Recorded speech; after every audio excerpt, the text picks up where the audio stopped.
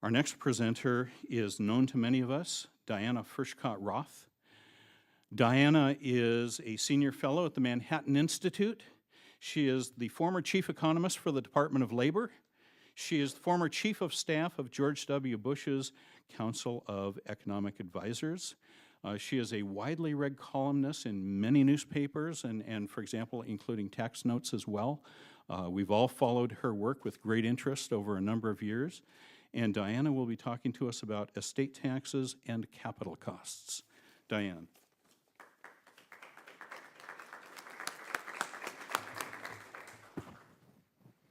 Well, thank you very much for coming. Thank you for the excellent pizza, which I'm sure is one of the draws of all these attendees here. Thank you also for listening and not just walking out after you've eaten the pizza. I'd like to start by talking about an article on the front page of Saturday's Washington Post. It was about a family called the Balin family who'd lived in their Georgetown house for generations. And a few years ago, when Harry Balin inherited it, he had to sell it. Why? Because of the death tax. He tried to keep it going by renting it out for weddings, by renting it out for other events, by holding concerts in it, but it didn't work, and it was sold just a few months ago. So this is the result of a family saving, being frugal, as Milton Friedman said, the virtue of accumulating these assets. He then had to sell the house. Well, as Steve said, the biggest disadvantage of the estate tax is the effects it has on planning. And many people say, well, the death tax doesn't affect very many people. The ceiling is very high. Not that many people are going to be subject to it, so why not just keep it? And these are excellent questions. But the answer is that you don't know if you're going to be successful. For example, when I left college, I was earning almost next to nothing. Then I got married, and my husband and I were earning a little more, and now we have 6 children, 4 of whom are in college. Now we don't have any money at all because it just goes to tuition payments. But you don't know, basically, how much you're going to accumulate over your life. And having a tax such as the estate tax discourages building up a business. It discourages keeping assets and having them to renew your business and reinvesting them in your business, because you don't know what the estate tax is going to be when you die.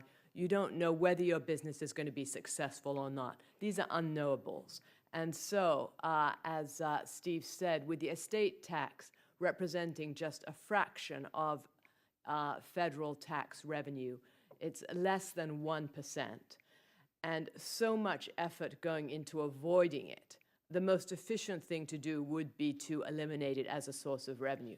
And one of my favorite presidential candidates, Herman Cain, with his 999 plan, has proposed just that. He proposed, as well as eliminating the estate tax, also eliminating capital gains taxes and eliminating payroll taxes, and just moving to a flat system. I disagree with his last line about having an additional sales tax. I would prefer to have, say, 15-15, a flat corporate tax, a flat individual tax, or even forget about the corporate tax completely and just have one flat tax. But the idea is, as Mr. Cain pointed out, that these add-on taxes just add a lot of complexity to the tax code, and anybody who can hire a good tax lawyer can avoid paying the tax anyway. So these taxes affect tax planning, estate tax planning. Very wealthy families, such as the Bill and Melinda Gates family, they have a foundation and they have their assets in this foundation. So the estate tax isn't going to affect them. Warren Buffett similarly has put his assets in different kinds of trusts, so it won't affect him.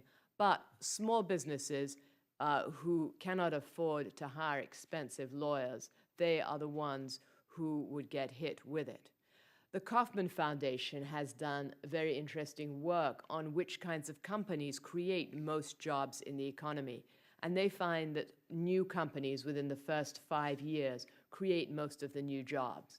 And if we just had some more of these large companies such as eBays and Googles and Yahoos, then we would get a lot more initial jobs. And one way to do that would be removing the disincentives to risk. And the estate tax is one big disincentive for taking risks and building wealth and accumulating assets. There is also, as Milton Friedman said in the letter, which is in your packet, questions of double taxation. If you've already been taxed once or twice, depending on what kind of earnings you have, it doesn't seem fair to tax you again. There's the idea of meritocracy. As Milton Friedman said, America was built as a meritocracy. If you accumulate assets you've already been taxed on, it doesn't seem fair to be penalized for that. And a final point is the capital gains element, how estate taxes, the estates are not adjusted for capital gains. And to go back to the example of Evermay in Georgetown, probably a large percentage, most of that value would be capital gains. So with that, I'd like to close, move on to the next speaker, and I'm very much looking forward to your questions.